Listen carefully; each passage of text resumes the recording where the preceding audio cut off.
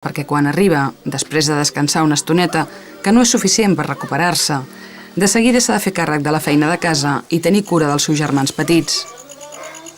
Aquesta situació és molt habitual. Les activitats domèstiques de les nenes no estan considerades com una feina, sinó com una obligació natural per donar suport a la família.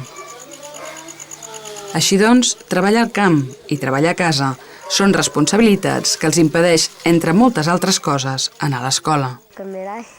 Es pesar de no estudiar.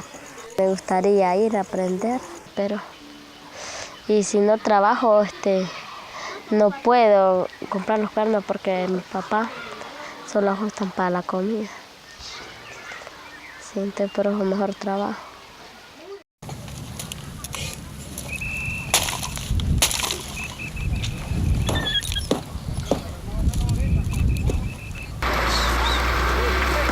El Julio, el Rafael i l'Abram tampoc van a l'escola. No hi ha cap torn que s'adapti al seu horari.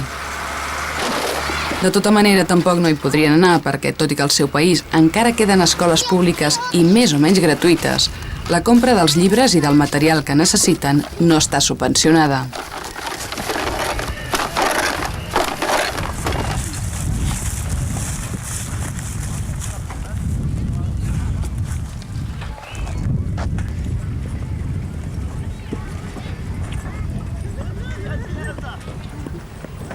Quan acaben de rebuscar, encara han d'anar a vendre tot el material que han recollit. Als afores de la Xureca hi ha compradors de material reciclable.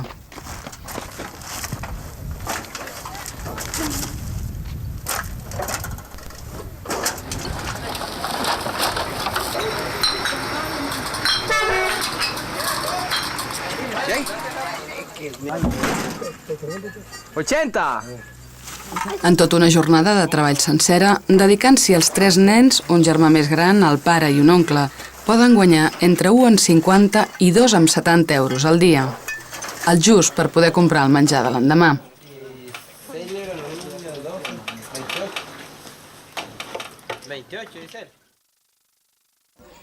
Quan arriben a casa tornen a rentar-se i juguen pel carrer o miren una tele petita en blanc i negre que algú va llançar un dia a les escombraries. Si papá tuviera un trabajo, no estuviéramos yendo cada rato a la Xureca. Diario no estuviéramos yendo. Porque en la Xureca se siente algo aburrido. Se siente medio aburrido, pero como el gobierno está diciendo que no hay trabajo casi, entonces estamos yendo allá abajo.